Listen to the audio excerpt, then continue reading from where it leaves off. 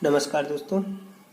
Last video में हमने जो है प्रोटीन के बारे में पढ़ा था, जिसमें हमने जाना था कि जो प्रोटीन होता है वो एमिनो अम्ल की बहुत सी इकाइयों से मिलकर बना होता है। तो इसी क्रम में आज हम जो है एमिनो अम्ल के बारे में जानेंगे। ठीक है, कि जो एमिनो अम्ल होते क्या हैं। तो यहाँ परिभाषा लिखी है मैंने, जैसे वे कार्बनिक यौगिक जिनमें NH2 या एमिनो और COOH कार्बोक्सिलिक समूह दोनों पाए जाते हैं। ठीक है, वे कार्बनिक यौगिक जिसमें एमिनो और कार्बोक्सिलिक समूह दोनों पाए जाते हैं एमिनो अम्ल कहलाते हैं। ठीक है, जैसे यदि हम देखें तो ये कैसे बनते हैं। मान के चलो हमारे पास एसिटिक एसिड है CH3COOH। ठीक है, इसमें से क्या हो, एक हाइड्रोजन निकल जाए और एमीन समूह उसकी जगह ले ले, तो क्या बन जाएगा हमारे पास NH2 इंटू CH2COOH। ठीक है, अब यदि हम कहें कि इस COOH या कार्बोक्सिलिक समूह के सापेक्ष NH2 की स्थिति के अनुसार इन्हें जो है हम अल्फा बीटा गामा आदि में वर्गों में बांट सकते हैं। जैसे मान के चलो यहाँ पे हमारा जो है क्या है, कार्बोक्सिलिक समूह है। उसके बाद हम देखें तो एमिनो समूह जो है हमारा अल्फा कार्बन से ही जुड़ा है। ठीक है, यहाँ मान के चलो एक और CH2 होता, फिर यदि उससे NH2 जुड़ा होता तो हम उसे बीटा एमिनो एसिड बोलते हैं। ठीक है, मतलब कार्बन की स्थिति हमें यहाँ बतानी पड़ेगी कि किस कार्बन से, अल्फा से, बीटा से एमिनो समूह जुड़ा हुआ है। ठीक है, इसमें आगे हम देखेंगे क्या होता है कि जो हमारा प्रोटीन होता है, ठीक है, या हम बात करें जितने भी प्रोटीन होते हैं हमारे अल्फा बीटा गामा और इसके आगे जो भी हैं, इनमें केवल अल्फा एमिनो अम्ल ही महत्वपूर्ण होते हैं तथा प्रोटीन का निर्माण भी इन्हीं से होता है। कहने का मतलब ये है कि जो प्रोटीन होता है उसका निर्माण केवल अल्फा एमिनो अम्ल से होता है। ठीक है, अभी तक यदि हम बात करें तो प्रोटीन में 25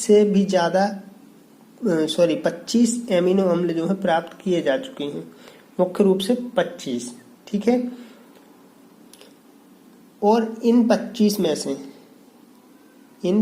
में से 10 एमिनो एसिड या एमिनो अम्ल हमारे लिए बहुत महत्वपूर्ण या आवश्यक होते हैं। इन्हें हम क्या कहते हैं, आवश्यक एमिनो अम्ल कहते हैं।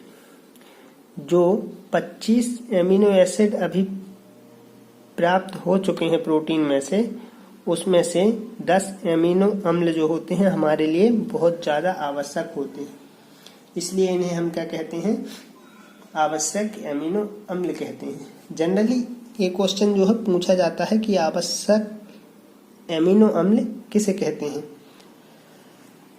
तो इसके बारे में आप बता सकते हैं कि ऐसे एमिनो अम्ल जिनका संश्लेषण मानव शरीर में नहीं होता है तथा जिन्हें भोजन के रूप में बाहर से ग्रहण किया जाता है, आवश्यक एमिनो अम्ल कहते हैं। ये हमारे लिए बहुत ज़्यादा महत्वपूर्ण होते हैं।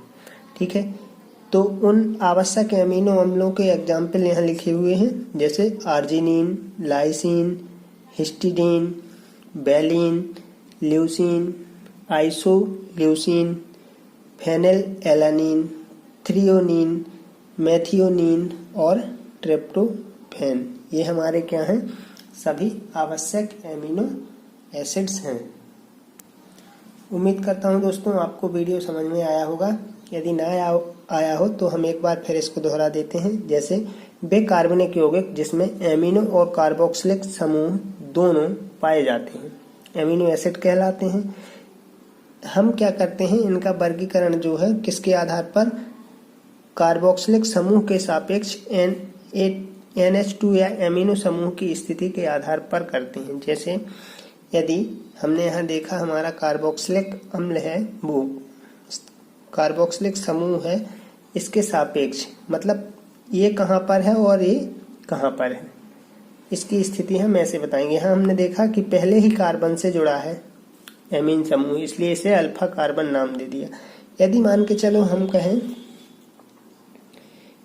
कि जैसे NH2 CH2 CH2 COOH, तो ये हमारा मेन कार्बोक्सिलिक समूह हो गया। इसके बाद ये अल्फा है और ये बीटा है, तो ये हमारा कौन सा हो जाएगा, बीटा एमिनो एसिड।